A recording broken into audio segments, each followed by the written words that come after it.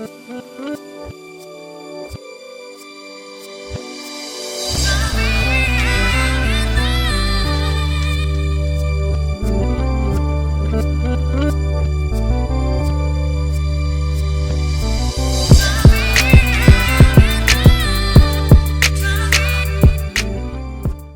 what's up guys, it's your boy DJ. So I was looking for a laptop that I could use for recording my console gameplay and to do some light gaming and editing on as the side as I move my setup over to a dedicated area. I had a set price of $300 to spend on a laptop, so I began searching. That's when I happened to come across the laptop you guys just saw in that cool open. It wasn't that cool. This is the Lenovo IdeaPad S145. I picked up this laptop for $300 on the Office Depot website while it was on sale. With that intro segment out the way, let's get on to the specs of this laptop. So this laptop actually has impressive specs for the price tag. You'd think that it's rocking an Intel i3 processor or maybe even an Intel Pentium, but you'd be dead wrong.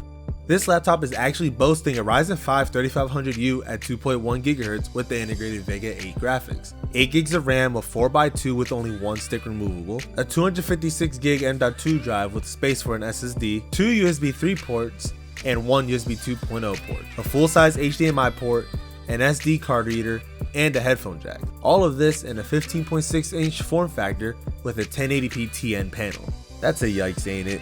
A TN panel. Whew! Okay.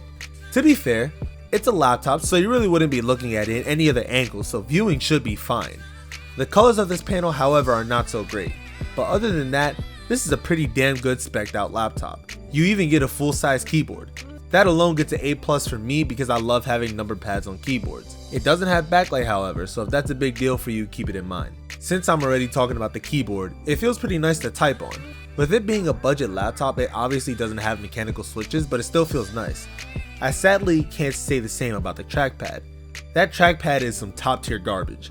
I don't know if there's a setting or something that I'm missing to make it better than what I'm getting, but it doesn't matter, I just use a mouse with it. Other than that, the build quality is fine. It's all hard plastic with only the screen flexing a little bit. With that out of the way, let's get on to some benchmarks. First up, we got Fortnite. With an average of 54 FPS and a max of 68 and a minimum of 40, this performed pretty well. Better than expected, to be honest. Keep in mind that this game, as well as the other games that I chose, are using settings I deem to be the sweet spot for this laptop. As well as not tinkering with overclocking or messing with the TDP, everything here is stock. As for how Fortnite plays, I could definitely see myself taking this to play a couple of matches or just practicing in creative mode for a few minutes if I'm on the go. Next, we got Rainbow Six Siege. This performed a lot better than I thought. To be honest, I didn't even think it could run, but it did. With an average of 55 FPS and a max of 70 with a minimum of 46, my mind was blown to say the least.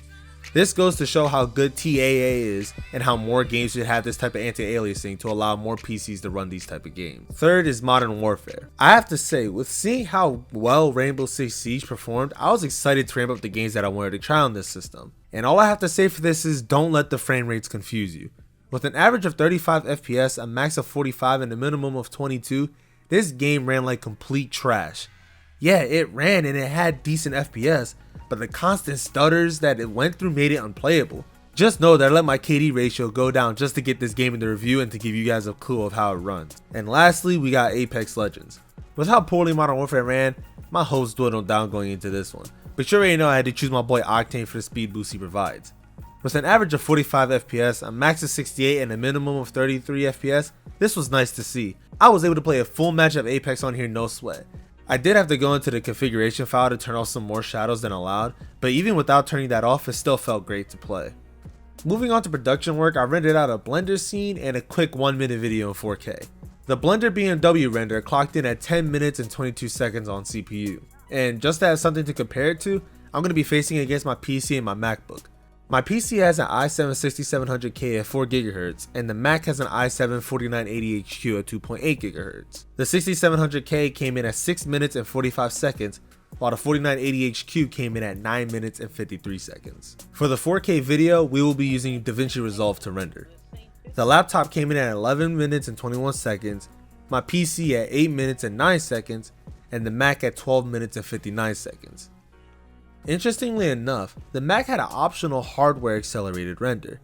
I tried it out to see what would happen and it rendered the video in 1 minute and 15 seconds, I don't know what the hell they're doing with the hardware acceleration, but I am appalled with how fast that went. At the end of the day, this laptop did everything I needed it to, and some. This would be a killer laptop for using in school, and even better if you wanted to throw a Linux distro on it. I could see something like Arch or Pop! OS running very nice on here.